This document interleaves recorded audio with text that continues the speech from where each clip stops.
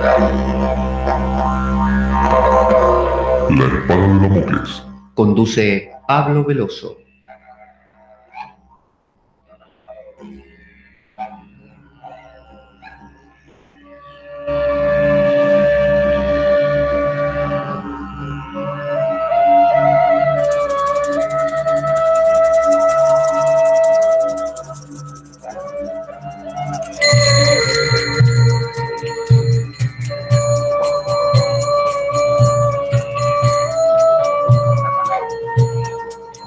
Tal como lo cortés no quita lo valiente, así lo hilarante no quita lo profundo. Y dado que la vida es un juego, aquí comienza La Espada de Damocles. La ficción más real que puedas concebir. La Espada de Damocles es un programa que por mera falta de objetividad cree ser diferente. Personajes mitológicos salidos de los más profundos avernos. Leyendas escabrosas y sin sentido. Curiosidades inquietantes e inútiles. Historias antiguas malversadas por nuestra incapacidad de entendimiento. Y cuentos carentes de profundo significado. También pretenderemos sin el menor éxito entender al ser humano en toda su dimensión. En suma, si quieres desperdiciar tu vida, aquí comienza La Espada de Damocles, la ficción más real que puedas concebir.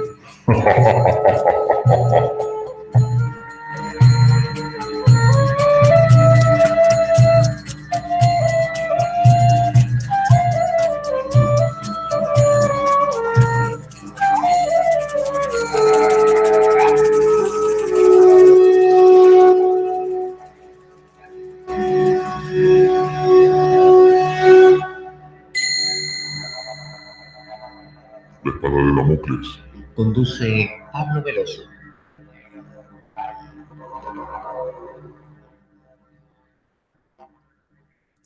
Buenas para todos. Aquí estamos en La Espada de Damocles. Otra vez, quien les habla, Pablo Veloso, para recorrer en este caso una vertiente que tiene que ver con el pensamiento de la India. Y aunque vamos saltando a veces entre el mundo occidental, el mundo hermético, que emparenta un poco a los dos polos, Oriente y Occidente, en el fondo acaba siendo siempre lo mismo. Es decir, las intuiciones del ser humano en cualquier parte del planeta son más o menos las mismas, descritas con palabras diferentes. ¿Qué nos trae o a qué nos trae hoy? Bueno, Ramakrishna. Tiene este nombre tan extraño que para muchos puede sonar ajeno a lo que se pronuncia regularmente, pero era un sacerdote, un brahman hindú, nacido allá por el 1836 y bueno, desconocido para todos. Más o menos la historia, para relatarla simplemente, él era un hindú de esta casta brahmánica, por lo tanto ejercía como sacerdote, esa era parte de su labor, y lo hacía en un templo, el templo de Kali, un templo que había construido una mujer, la Rani Rashmani, una mujer muy adinerada. Es un templo que todavía existe, que es el templo de Dakshineshwar, ¿no? Dakshina significa la mano derecha y Ishwara es el señor de la derecha. Entonces es un predio de templos donde hay lingams, símbolos fálicos, digamos, en varios templetes, ¿no? Uno en cada uno, que se adoran, que es el símbolo primigenio de la energía original, podríamos decir, ¿no? Para los hindúes esa energía original tiene una connotación masculina, por lo tanto es el lingam de Shiva, y que tiene forma así, como si fuera de un, no sé, un poste con la punta redondeada. Y se le adora, se le echa manteca clarificada, se le pone flores y demás. Pero además está el templo de Kali. Y ahí están las famosas escalinatas en ese templo llamadas Kali Ghat. Kali Ghat significan las justamente escalinatas del templo de Kali, y esos son los Ghats, ¿no?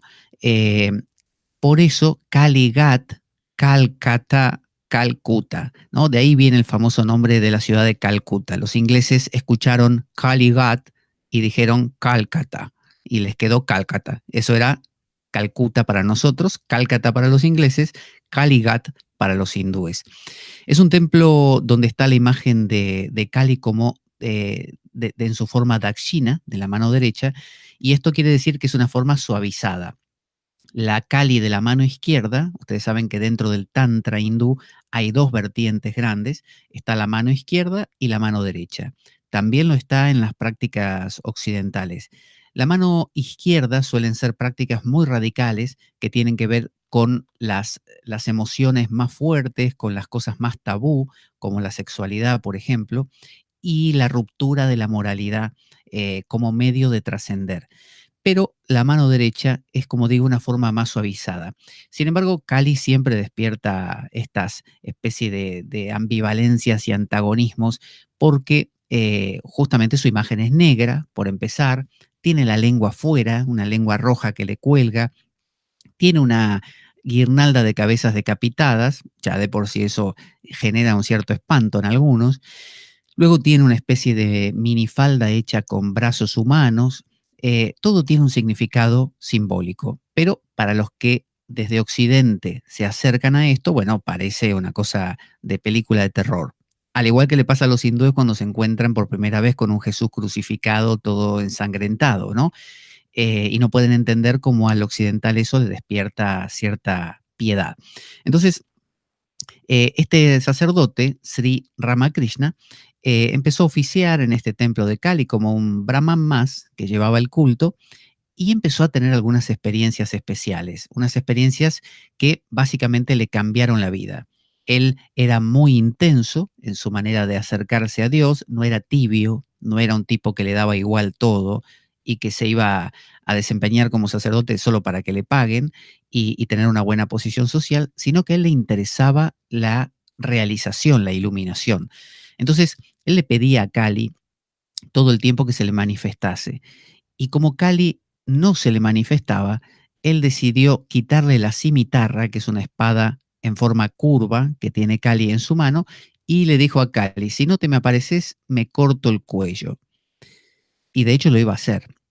Entonces, en el momento en que se lo iba a cortar, cayó al suelo presa de un éxtasis y tuvo una visión de Kali. Visión que cuando regresó de ese estado le cambió la vida, pero tuvo un problema adicional, que es, quiero que esto se repita, ¿no? Quiero que vuelva. Y no volvía. Entonces la empezó a buscar por 1000 formas. Y esas 1000 formas le permitieron conocer las distintas vertientes de acercamiento a Dios que propone la India, pero también lo hizo, según él cuenta, con los caminos cristianos, y tuvo una visión de Jesús, y con los caminos islámicos, sufis sobre todo, y tuvo una visión del profeta de Mohammed. Así que transitó muchos terrenos, inclusive algunos adicionales que no he nombrado. Así que él hablaba de todo esto, pero siempre desde una visión de respeto a lo dual, ¿no? Era un tipo que, aunque había tocado el infinito, le gustaba hablar de la dualidad y del valor de justamente la experiencia mística en relación amorosa, un poco como el cantar de los cantares. Entonces, este Evangelio, que así se ha titulado, fue escrito por Mahendranath Gupta, que era un tipo muy silencioso que lo visitaba y se quedaba en segundo plano, no le gustaba figurar y tomaba notas de todas las conversaciones que tenía Ramakrishna con la gente que lo venía a visitar, que al principio eran 5 locos y al final eran 6 locos, no mucho más. Y tomaba nota y fue compilando en realidad 3 volúmenes, mucho más gruesos que este. Esta es una versión resumida. Y esos 3 volúmenes están firmados como M, ¿no? En lugar de Mahendranath Gupta, el tipo era tan humilde que decidió quedar en el anonimato, una M. Entonces, en estos diálogos vamos viendo todo lo que va abordando Ramakrishna, pero no bajo la perspectiva, por ejemplo, de un Ramana Maharshi, que siempre te va a hablar de fundirse en el absoluto, o un Nisargadatta Maharaj, que hace lo mismo, y tantos otros, sino desde el punto de vista del amor divino, del éxtasis, de la locura divina, ¿no? De la cotidianeidad. Y eso es lo que tiene de valioso y por eso me interesaba rescatarlo y traerlo al programa.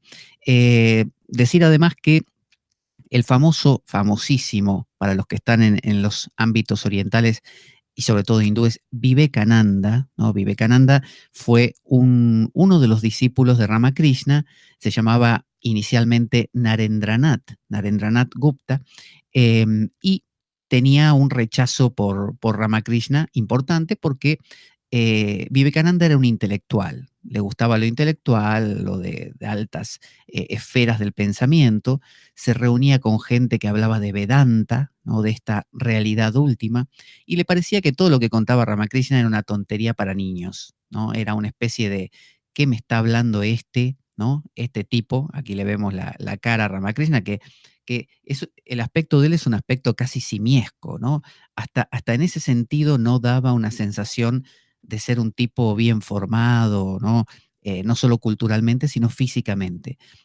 Entonces, generaba ese desprecio que a todo intelectual le genera el que habla de cosas como, no sé, la Virgencita, que se nos aparece, nuestra madre, o la medallita milagrosa de no sé qué. A eso le sonaba a Vivekananda. Y sin embargo, poco a poco se fue dando cuenta que Ramakrishna era un grande. No era un simplón que hablaba de forma mojigata, sino que era un tipo sumamente profundo, que tenía una experiencia que él la centraba en la Divina Madre, ¿no? En la Madre Divina, en Kali. Para él, esa figura era la que centralizaba toda su espiritualidad.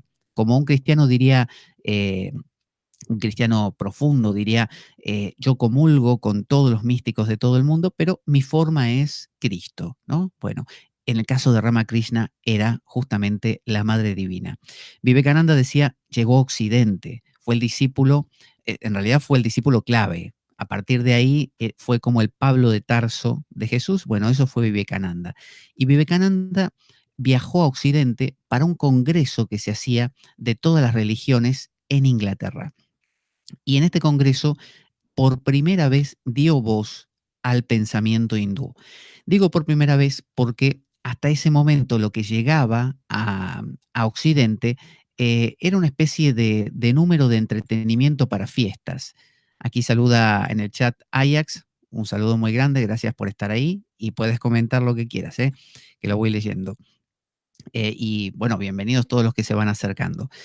Em, Vivekananda cuando llegó decía a Occidente, a Inglaterra, el mismo Vivekananda dirá más tarde que él puso en la mayor máquina de publicidad del mundo de ese momento, el Imperio Británico, su mensaje. Es decir, el Imperio Británico era ultracolonizador, o sea que tenía como tentáculos hacia todo el mundo. Poner tu mensaje en Inglaterra era directamente publicarlo a todas voces en todas partes. Hasta ese momento, hasta que Vivekananda llegó, los occidentales veían a los hindúes como tragasables, como gente que se acostaba en camas de clavos, gente que hacía proezas físicas. Y de hecho los traían de vez en cuando para animar alguna fiesta, como diciendo, por ejemplo, mirá el tipo que me conseguí, este que se traga los sables, este que se acuesta, este que, no sé, se sienta sobre piedras calientes. No era más que eso para ellos, no había más. El occidental no se había tomado el trabajo de investigar nada. Eran gente primitiva. Hasta cuando el Imperio Británico fue a la India, casi no tenían contacto con ellos. Los veían como monitos, como simios. Bueno, Vivekananda les mostró que la cultura hindú, más allá de esa superficialidad, obviamente que la India también la tiene, era ancestral. Y a diferencia del propio Occidente, que fue mancillado por un oscurantismo, una caída del Imperio Romano y todo eso, eh, India no. India, a diferencia de China, que cayó en el comunismo en su momento, a diferencia del mundo egipcio que fue comido por el Islam, eh, bueno, el mundo hindú prevaleció. El mundo hindú fue un mundo que se mantuvo a lo largo de los siglos y milenios intacto. Tuvo invasiones, pero tuvo la capacidad de fagocitar todo lo que entraba. Y de esa manera sobrevivió. Es una de las pocas culturas que se mantiene a lo largo del tiempo igual, con sus variaciones, pero quiero decir, no ha habido cortes. Entonces, Vivekananda mostró que la nata del conocimiento occidental no tenía nada que envidiarle, del hindú no tenía nada que envidiarle al conocimiento occidental. Así que, presentado, ese es Ramakrishna, ¿Y qué capítulo vamos a tomar de este resumen de los 3 tomos? Que en realidad los 3 tomos tienen muchas repeticiones, porque es una recopilación de diálogos. Y si a usted o a mí nos van anotando todo lo que decimos a lo largo de, no sé, 10 años, y nos repetimos bastante. Entonces, este resumen viene muy bien. Yo abrí un capítulo al azar y me salió este, que es el capítulo 2, que pone Dios personal, la Madre Omnipotente y sus poderes, como para que empecemos a ver cómo pensaba y qué decía Ramakrishna Paramahansa. Tiene primero una pequeña introducción, son 3 hojas nada más, no la introducción, sino todo lo que voy a desarrollar, son estas 3 hojitas. La introducción es solo este párrafo y dice más o menos así la introducción. El El barco, barco, ahí, vamos a cambiar, tenemos la voz aquí del amigo Filemón. El barco ya había salido rumbo a Calcuta, pero los pasajeros, con los ojos fijos en Sri Ramakrishna y bebiendo el néctar de las palabras de sus santos labios, no tenían ninguna noción del movimiento. El jardín del templo había quedado atrás. El barco surcaba las sagradas aguas que reflejaban el firmamento azul y con sus ruedas el vapor producía un murmullo al batir las olas en sus costados. Pero todo esto estaba inadvertido por los devotos. La magia de la bienaventurada visión les había encantado. Ante ellos se encontraba un ser maravilloso, hombre y Dios al mismo tiempo, sonriendo dulcemente, lleno de la alegría del Señor, irradiando amor y la belleza de sus ojos siendo realzada por el colirio del amor divino. Contemplaban como hechizados a un ser que había renunciado al mundo y a sus placeres, que intoxicado por el amor del Señor, nada buscaba excepto el Señor. Esa es la introducción. Y ahora viene la conversación de Ramakrishna. Dice así, la conversación continuó. Sri Ramakrishna dice, según la filosofía Vedanta no dualista, la Vedanta no dualista es la que dice, recuerden, en realidad somos ese vacío trascendente, somos el ser, no esto. Esto que se ve aquí se llama maya, se llama ilusión, es una ilusión. El trabajo, las metas, la idea de yo o ego, ¿no? Yo mismo, mis cosas, es toda una ilusión. Por lo tanto, el Vedantín o el Vedántico lo que hace es descarta todo de cuajo y regresa, por así decir, a su patria original, al ser, ¿no? No ser esto o aquello, al ser. Y usted dirá, ¿y qué hago con mi vida cotidiana? Bueno, el Vedantín dice, tu vida cotidiana no existe. Da igual lo que hagas o no hagas, es como un sueño. Así la tenés que tomar, no existe. Por lo tanto, todo el tiempo tenés que ser consciente de la unidad de todas las cosas. Entonces, según la filosofía Vedanta no dualista explicada por Shankara, Shankara es uno de los más grandes expositores de esta filosofía en la India, el Dios absoluto, Brahman, así se lo llama, viene de una raíz que es Brij, expandirse, Brahman, es la única realidad. Eso dice la filosofía Vedanta. Dice, Brahman Satyam, Jagan Mityam, Jivan Brahmaiva, Naparo. Esto quiere decir, Brahman es real, el ser es lo real, el ser sin forma, la totalidad, la totalidad misma sin partes. Eso es lo real. Jagan, el universo, esto mismo, este micrófono, yo, eh, esta visión de lo que estamos hablando, esta audición, todo eso no existe, es ilusión. Mejor dicho, no es que no existe, es ilusorio, parece existir, por eso se llama Maya. Jagan Mityam, Jivam Brahmaiva, es decir, tu sensación de ser alguien en realidad es una sensación en el fondo de ser el ser, y te la estás confundiendo con ser Pablo Veloso o ser Juan Pérez. En realidad, eres el ser. Y todos los seres que creen ser seres individuales son también el ser, el único ser. Y luego finaliza diciendo Náparo, nada más, como diciendo, eso era todo. Lo único que existe es el ser, el universo parece existir, pero en realidad es como la ilusión de un mago, parece que ocurrió, pero no ocurrió, y tu sensación de ser alguien es una sensación equivocada porque el único alguien que sos es ese único ser. Cuando lo descubras, ya no vas a creer que sos más Pablo Veloso o Juan Pérez y no vas a sufrir por las tonterías que le pasan a ese personaje. Lo vas a tomar como eso, como un personaje. Esto dice la filosofía no dualista, Dvaita. Veamos lo que continúa diciendo Ramakrishna. Eh, Dice que Brahman es la única realidad, el ser, y el mundo de los sentidos es irreal. Esto es un gran planteamiento que a mucha gente le encanta y todos dicen, los que siguen esta filosofía, soy el ser, ¿no? Siguen estos dichos mahavakyas, grandes dichos vedánticos, tú eres aquello, ¿no? O yo soy Brahman, Aham Brahmasmi, o Tatuamasi, tú eres aquello. Entonces, bajo el ala de esta filosofía, todo se nos antoja como un gran espectáculo de magia, como algo irreal. Mientras que hay otros, como Ramakrishna, que dicen, no, momento, si esto, que aunque sea irreal, está aquí, por algo está. Quizás se trate de otro fenómeno, que es el fenómeno del lila, del juego, y la vida sea más un juego donde podemos atestiguar lo que hace el mago, sacar un conejo de la chistera, sabemos que es una ilusión, lo sabemos, como dicen los vedánticos, lo sabemos, pero lo disfrutamos. Y hasta un punto decidimos casi creerlo, porque así tiene más gracia. Entonces dice Ramakrishna, el Dios personal, por otro lado, la Madre Divina, así lo describe él, que se manifiesta a nosotros como creador, preservador y destructor. Para los que son vedánticos solo existe el ser. El ser no tiene forma, es la filosofía apofática que existe en el occidente. Por ejemplo, en el mundo cristiano, la de Dionisio Areopagita.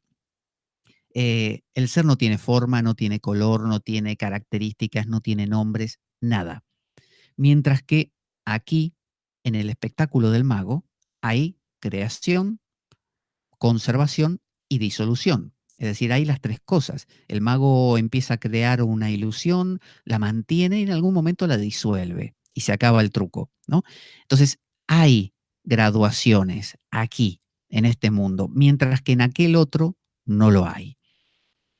La Divina Madre que se manifiesta a nosotros como creador, preservador y destructor tampoco es una realidad en el sentido absoluto. Él mismo, Ramakrishna, dice, yo acepto que esto es un truco de magia. Es el truco de magia de quien yo llamo la gran maga, es decir, la Divina Madre. Podría llamarlo Dios, podría llamarlo Jesús, ¿no?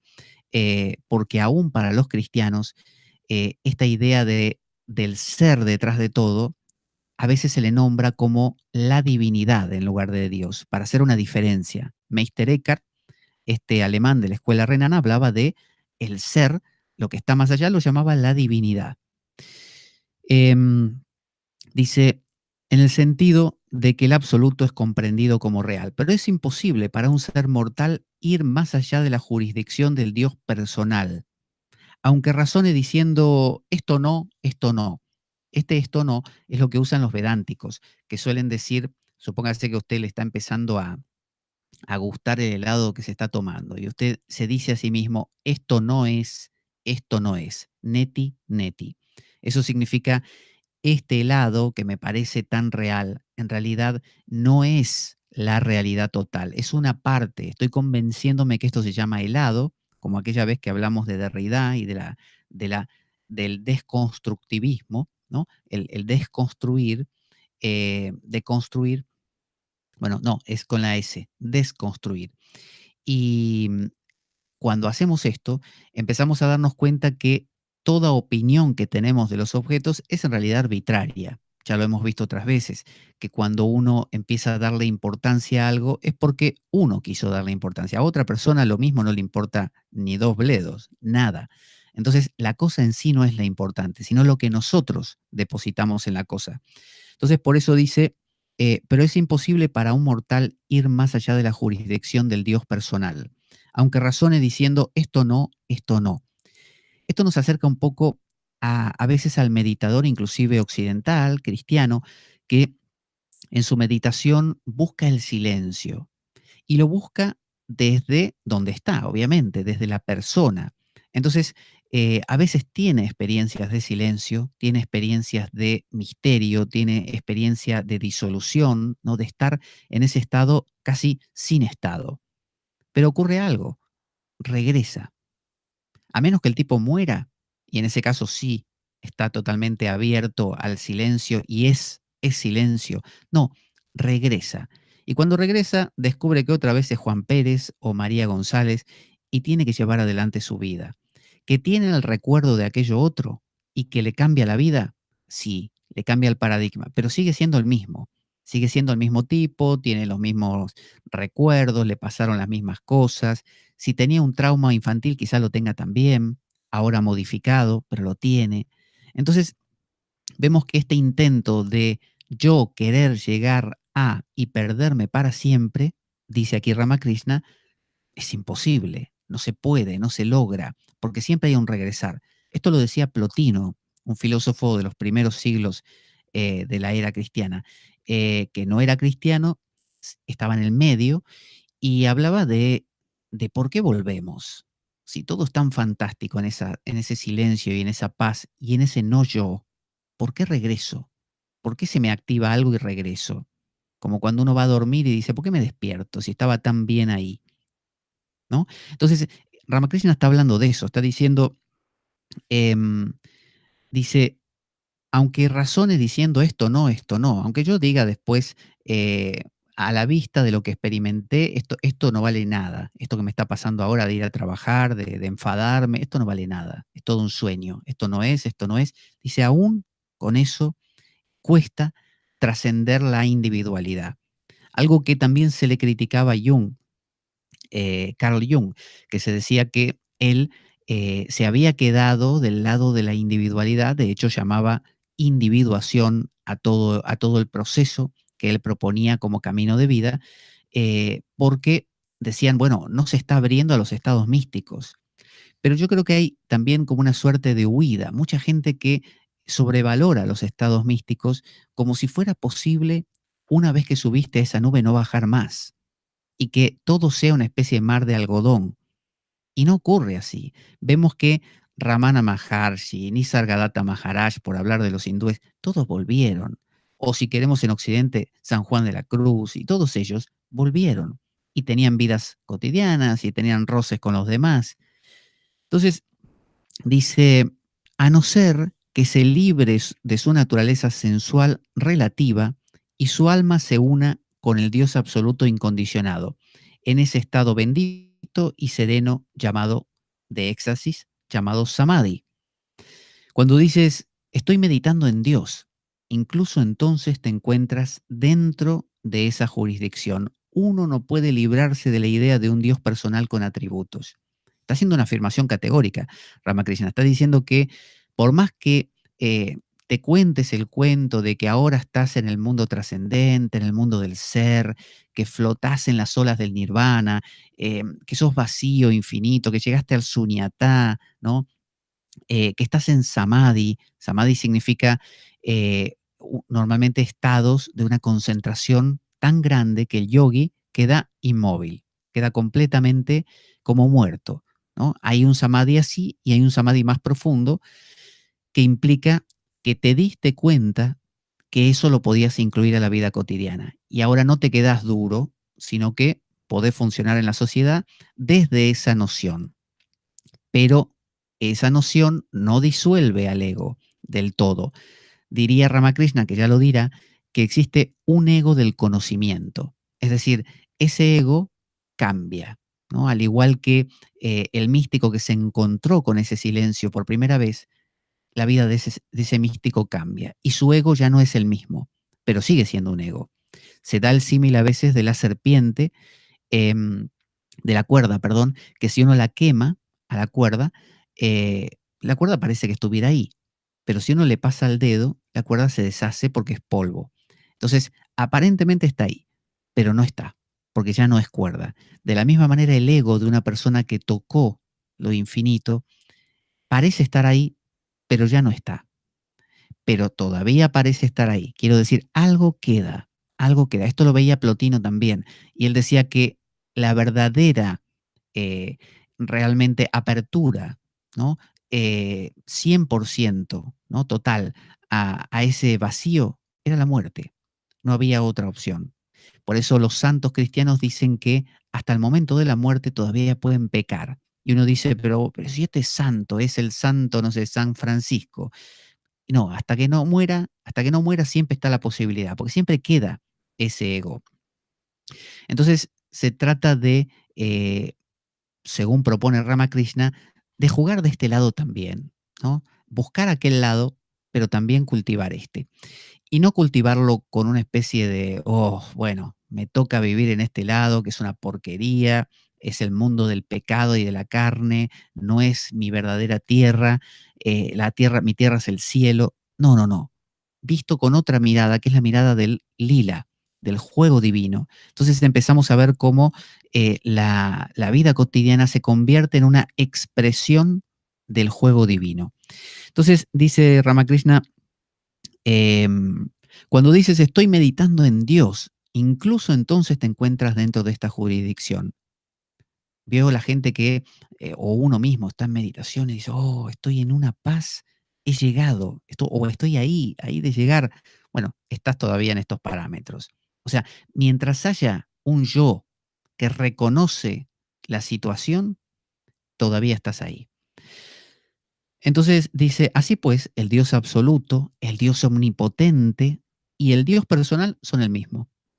Está diciendo, son dos expresiones de lo mismo. Esto es muy tántrico. La visión de Ramakrishna es tantra. Tantra en su formato bhakti, devoción. Entonces, el tantra suele decir esta frase, lo que está aquí, está allí. Si no está aquí, no está allí. Es decir, si estás buscando algo allá, en lo absoluto, en el vacío, en la paz de la mente, donde no ocurra nada, porque crees que no está acá, te estás equivocando, te estás equivocando. Vas a ser muy unilateral, vas a estar huyendo. El Tantra dice, lo mismo que vas a encontrar allá, si no está acá, no lo vas a encontrar allá. Por lo tanto, de eso se colige, búscalo acá, encontrarlo acá. Tantra significa entremezclar, como cuando uno hace así, entrelaza los dedos de las manos, entremezclar. Entonces, ¿qué entremezclamos?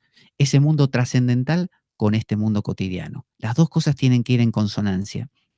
Entonces dice, em, creer en uno, dice Ramakrishna, implica creer en los demás. Es como el fuego y el poder de quemar. El fuego no puede ser considerado aparte de su poder de quemar, y el poder de quemar no puede ser considerado aparte del fuego, como tampoco se puede concebir el sol sin sus rayos y los rayos del sol sin el sol.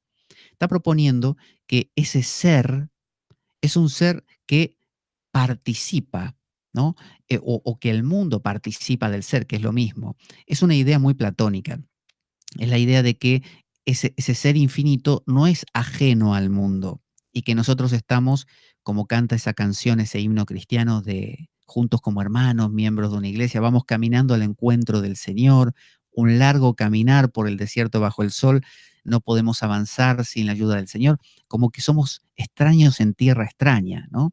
Que este no es nuestro mundo, que habitamos en la carne, pero la carne nos hace daño y cuanto menos estemos con ella mejor. Esa es la propuesta que yo creo es una degeneración de la idea vedántica. La idea vedántica, a mi entender, no está separada de la idea de cotidianeidad.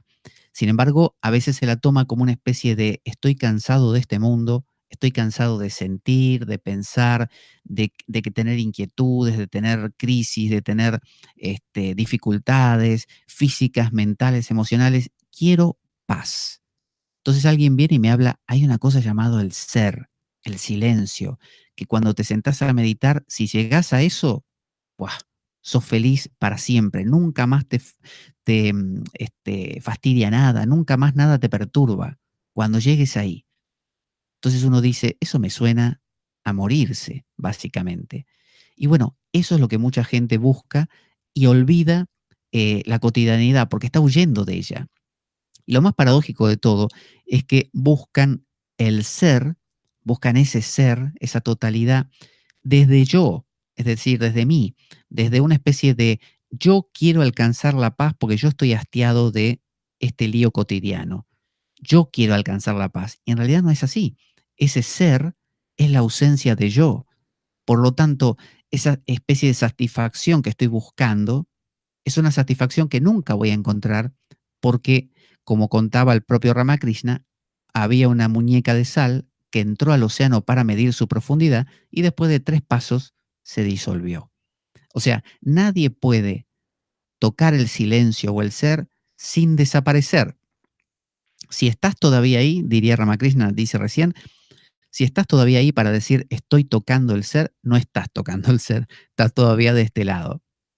Doy la bienvenida también a Mirna, que se ha sumado aquí al chat, y a Enoch, que son ambos de México, así que bienvenidos. Ajax es de aquí de España, así que tenemos ahí los dos continentes. Dice, por eso dice Ramakrishna, ese silencio se expresa como este mundo.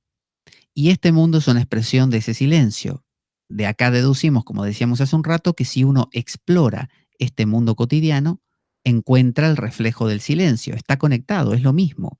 Entonces, no hace falta exclusivamente fundirse en el ser, es decir, morirse básicamente, eh, sino, o morir como entidad, sino seguir siendo entidad y encontrar la expresión de esa entidad aquí.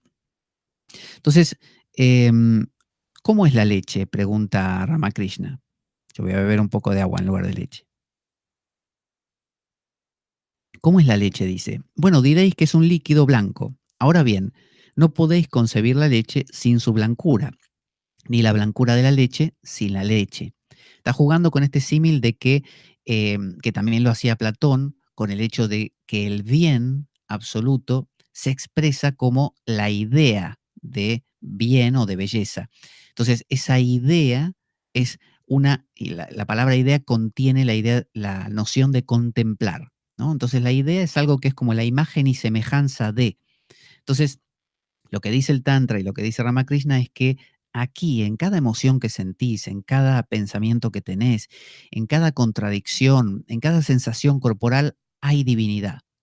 La misma divinidad que crees que solo se encuentra cuando estás en silencio y se apaga tu mente. Solo que, claro, es más fácil que te digan, mira, te vamos a cortar la cabeza de cuajo y se te acaban los problemas. Entonces uno dice, bueno, prefiero el camino del silencio porque me apago y se acabó la historia. Es mucho más difícil el camino de Ramakrishna, que es aquí en la vida cotidiana, en lo diario, ir viendo la divinidad. Hay un libro de Pierre de Caussade, que un cristiano francés, no sé si era sacerdote o monje, que escribió una serie de cartas y su libro se llama, compilado, se llama La entrega a la divina providencia. Y él habla de que de nada sirve encontrar a la divinidad en un libro sagrado como la Biblia o en el estado meditativo místico si no lo encontrás después en la vida cotidiana. Es decir, si después no sos capaz de leer la Biblia, que es lo que te pasa cada día, eso es Biblia también. Entonces, Ramakrishna apunta a esto. La leche y su blancura son lo mismo. Dios, absoluto y silencioso, sin forma, y los entes, nosotros, con todo lo que nos pasa, son lo mismo, somos una expresión de. Entonces, nos adentra en la noción de juego, que es una noción que también aborda la psicología junguiana. Así no se puede concebir al Dios absoluto aparte del Dios personal, y viceversa. O sea, la gente que dice, no, no, no, a mí esto de Jesús y la Virgen, no, para mí es Dios sin forma. O otro que dice, no, para mí es Jesús y la Virgen, pero el Dios sin forma no. No, es lo mismo. Son dos expresiones de lo mismo. Cuando te sentás en silencio y te sumís en esa interioridad, desaparece tu yo, ¿no? Y solo hay silencio. Ahí está el ser.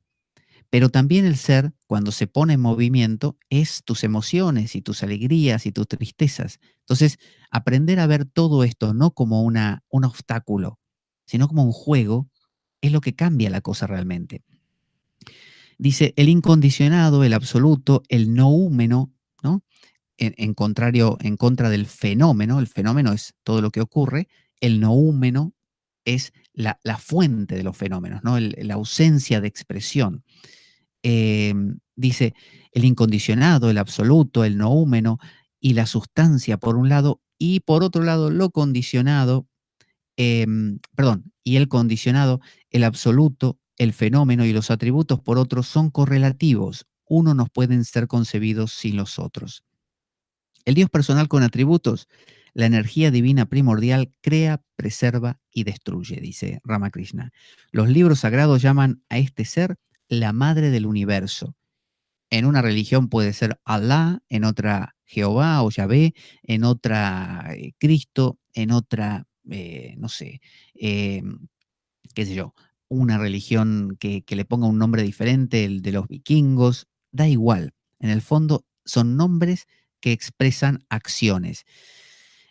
La gente que se acerca normalmente a la India por primera vez piensan que son politeístas los hindúes, porque tienen muchos dioses, pero los hindúes tienen un dicho que dice, existe un solo Dios que se expresa de muchas maneras. Entonces uno ve a Shiva, a Vishnu, a Kali, a Brahma, y de la misma manera que usted o yo tenemos muchos pensamientos, pero todos se remiten a un solo ser, a Juan Pérez de repente, de la misma manera todos estos dioses son expresiones de un solo Dios, de un solo ser. Es como cuando yo digo, no sé, soy, no sé, conductor de un programa de televisión, no, de radio. Soy padre, soy hombre, soy argentino, soy habitante de España, soy, bueno, depende qué esté haciendo, uno de estos carnets, uno de estos roles va a valer. Cuando yo estoy, no sé, caminando por la calle, soy ciudadano español o de España. Cuando estoy con mi hijo, soy padre. Cuando estoy con mi esposa, soy esposo. Cuando estoy meditando, soy meditador. Y así. Entonces, ¿todos estos son distintos Pablos ajenos a mí? No, son todos originados en un solo ser, que es Pablo. Entonces, son expresiones de, cuando vemos a un Jesús, una Virgen, un Vishnu, un Brahma, un Shiva, un Hunappu, y demás, en realidad todos ellos son expresiones de un solo ser, del silencio. Entonces, da igual por qué ladera subas a la montaña, siempre llegás a la cima de la montaña. Y una vez que llegas, bajás, no te quedás a vivir en la cima de la montaña. Entonces, lo que plantea Ramakrishna es el silencio no es para quedarse a vivir ahí. Dice, en los libros sagrados llaman a ese ser la madre del universo. Así el Dios personal y el Dios impersonal son la misma realidad. Digo que ese ser es absoluto o incondicionado cuando no lo concibo como activo o creador, preservador o destructor. Y digo que ese ser es personal y poseedor de atributos cuando lo concibo como activo, creando, preservando y destruyendo, pudiendo encontrarse bajo todos los aspectos posibles. Entonces dice, cuando yo concibo, es decir, cuando yo, por ejemplo, apago mi mente, ¿no? No voy a ver ni a Jesús, ni a Krishna, ni a Brahma. Voy a estar en ese ser, en ese silencio, en ese sunyatá, en ese vacío. No voy a estar, voy a ser ese vacío. No hay Pablo. Pero cuando Pablo se activa otra vez, aparecen los dioses, aparecen los aspectos de Pablo. De la misma manera, cuando ese Dios sin forma se manifiesta, aparece Cristo, la Virgen, Allah, Mohammed y todo lo que se manifiesta. Y es valioso, y es divertido. Entonces dice, el ser es el mismo, solo los nombres son diferentes bajo distintos aspectos. Es como el agua, que en diferentes idiomas es llamada por distintos nombres. Un lago, dice, puede tener 4 ghats, como hablábamos al comienzo del programa. Un ghat es la escalinata, dijimos. El templo donde oficiaba Ramakrishna se llamaba Kali Ghat, ¿no? Ahí viene Calcuta, Cálcata. Los hindúes beben en un ghat y le llaman jal. Al agua se le llama jal en la India. Y los ingleses beben en otro ghat y le llaman water, agua. El agua es la misma, solo el nombre es diferente. A veces la gente se mata por tu Dios y mi Dios. Y es una lucha muy tonta. O tu nación y mi nación, o tu equipo de fútbol y el mío. Entonces, cuando uno sabe que el equipo de fútbol del otro y el mío son invenciones humanas, que nos pusimos todos de acuerdo en que este es mi equipo, este es el tuyo, que este se viste rojo y el tuyo de verde, eh, cuando nos damos cuenta de esto, si nos damos cuenta radicalmente, se acaba el fútbol y no disfrutas más de un partido. Pero cuando te das cuenta quizás hasta radicalmente, pero te permitís volver a dormirte un poquito, bueno, descubrís que tiene su gracia entonces, el hecho de poder disfrutar del fútbol, pero ya no te lo crees hasta matar al otro. Entonces dice, em, Dios es uno, solo los nombres son diferentes. Algunos le llaman Alá, otros Dios, otros Brahman, otros Kali, otros le dan nombres tales como Rama, otro nombre hindú, Jesús, Hari, que es otro nombre hindú, Buda. Keshab, que era uno de los interlocutores, sonriendo le dice, Señor, decidnos una vez más de qué forma Kali, la madre del universo, juega en el mundo. Acuérdense que Ramakrishna nos propone eso, ver la vida como un lila, como un juego. Imagínense, como una gran obra teatral, donde, aunque pasen las más terribles cosas, te la podés creer tanto como para poder participar del juego, pero no del todo como para sufrir a lo loco. Ramakrishna sonriendo responde, oh, dice, la madre juega con su juguete, el mundo. El mundo es el juguete de la madre. Eso es fantástico. Es decir, el mundo es un juguete para Dios. Dios se aburre. Dios se aburre y necesita jugar entonces. Y crea todo lo que existe. De la misma manera yo creo mis problemas. Decía Eric Berne, de la psicología transaccional, desde que uno nace hasta que muere, pasa demasiado tiempo. ¿Qué hacemos? Y bueno, hay que llenar el tiempo con algo, hay que meter algo. Entonces te peleas con el vecino, te inventás una depresión, algo haces. Eso es crear un juguete. Entonces Dios, la Madre Divina en este caso, se inventa un juguete. Dice, la madre juega con su juguete, el mundo, bajo diferentes aspectos y nombres. Ella es la diosa incondicionada, absoluta, sin forma, eterna, diferente de su creación. Está jugando con la imagen de Kali y la está llevando al nivel, jugando con que es negra y la negrura es el vacío. Entonces está postulando a Kali como el dios sin forma. Eso muestra la plasticidad de los hindúes. Es como si un cristiano dijera que Cristo es a la vez Cristo y a la vez Dios. Y Dios, el Dios incognoscible, el Yahvé, pero más atrás de Yahvé todavía. Y uno dice, pero ¿cómo podés casar las dos ideas? Que exista Jesús ahí, que vivió el carpintero de Nazaret, y al mismo tiempo que sea aquello. Bueno, eso hace Ramakrishna con Kali. Es la diosa Kali, la esposa de Shiva, la que cortaba cabezas en la guerra de los dioses y los demonios, y al mismo tiempo ella es, en otro aspecto, cuando nos centramos en su negrura, el vacío. Dice, sin forma eterna diferente de su creación. Bajo otro aspecto, ella es la diosa de los crematorios, el pavoroso ser que preside la muerte, ¿no? Ese es otro aspecto de Kali. También ella está siempre dispuesta a bendecir y proteger a sus hijos. Ese es otro aspecto. La está postulando a la misma figura, como si fuera el vacío, mirándola desde un ángulo, el vacío absoluto, el ser que buscan los místicos, al mismo tiempo la diosa de los campos de cremación, algo muy concreto, la muerte, la que preside la muerte humana, como una función de psicopompos. Luego también la madre dulce que nos cuida, ese Dios bondadoso, todo ello. Bajo otro aspecto, dice, se manifiesta bajo una forma agradable a los ojos de sus devotos, como la madre de piel color azul oscuro, consorte del Dios de la eternidad y del infinito, que es Shiva. Estos libros sagrados, los tantras, acuérdense que tantra está tan vapuleado acá en Occidente, por tantra solemos entender normalmente sexualidad, ¿no? Y aguantar más sin eyacular el hombre y acariciarse mucho rato. Sin embargo, el tantra es otra cosa, contiene eso también, pero de hecho lo contiene de una manera que acá nadie lo practicaría. Es generar la transgresión para poder romper estructuras. Hago una pausa muy mínima, igual ya estamos llegando casi al fin.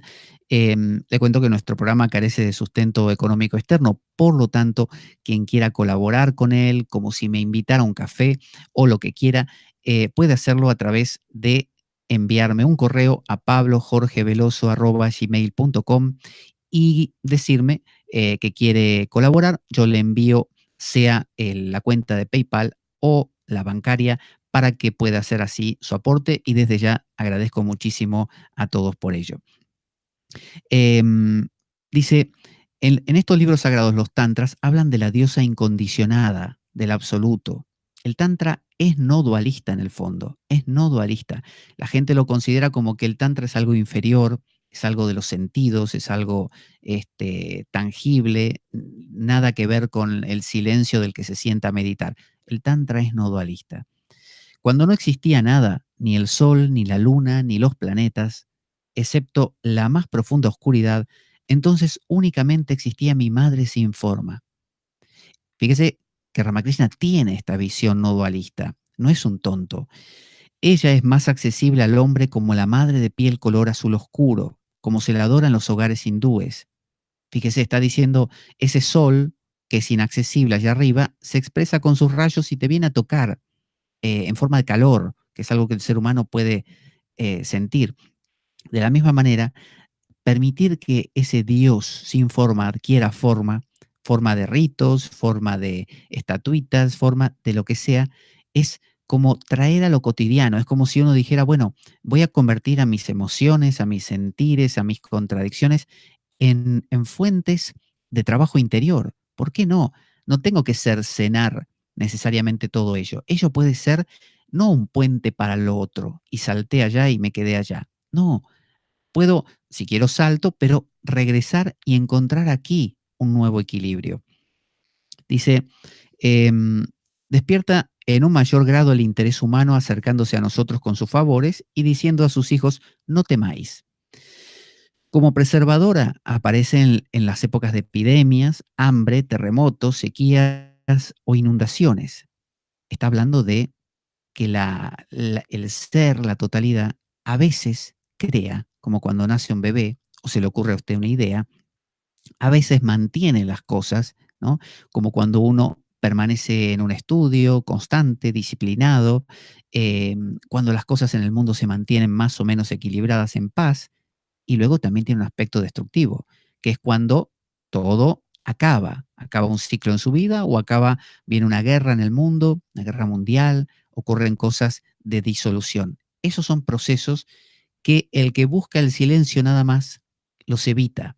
Dice, eso es ilusorio, no lo quiero, córtenme la cabeza para que no tenga ninguna de estas sensaciones, quiero solo estar allá. Pero el hecho es que estar allá es en realidad estar acá también, según el Tantra. Dice, en los crematorios aparece en la forma de la muerte, sus terribles compañeros son los cadáveres, el chacal y los espíritus de la destrucción. Habita en medio de estos horrendos ambientes. Es como si uno dijera en cristiano que Jesús es el niño Jesús hermoso y bonito, pero también es el Jesús que predica, y también es el Jesús que expulsa demonios, y también es el Jesús que es flagelado y torturado y destruido, ¿no? Y el resurrecto también. Todos ellos. Y uno dice, pero ¿es un politeísmo esto? No, son distintas expresiones que tiene la vida. Negarlas y querer quedarse con una especie de uniformidad tranquila puede ser una forma de huida. Habita en medio de estos horrendos ambientes. De su boca fluye un arroyo de sangre, de su cuello cuelga una guirnalda de calaveras y lleva un cinturón hecho de manos humanas.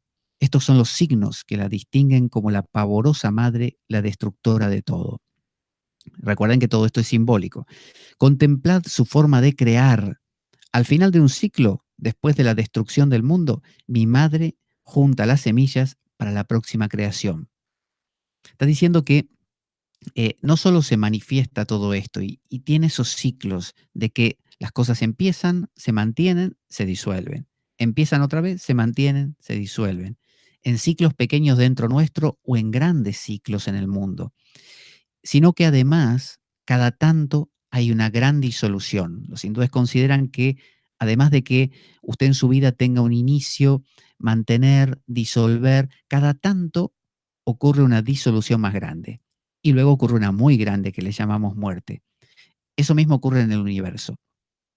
Y de vez en cuando ocurre una gran disolución, un pralaya, a veces pralayas pequeños y a veces lo que se llama el maha pralaya, la gran disolución.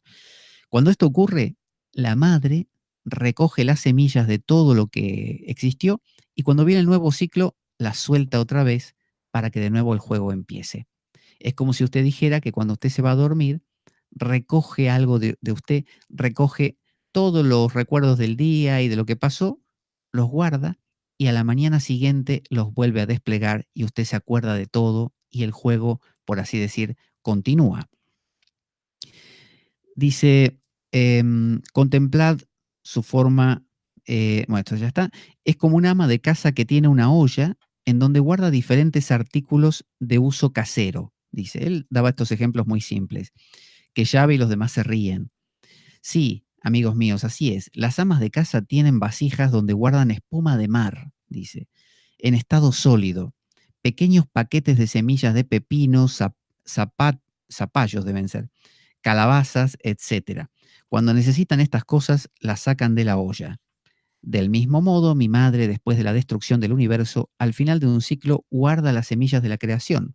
Y todos se ríen. Mi madre, la energía divina primordial, se encuentra dentro y fuera de este mundo fenoménico. Dentro y fuera. Está diciendo que no está hablando solo de una estatuita, una diosa, una diosecita. Está hablando de que tiene dos caras. Es este aspecto, pero también es aquel.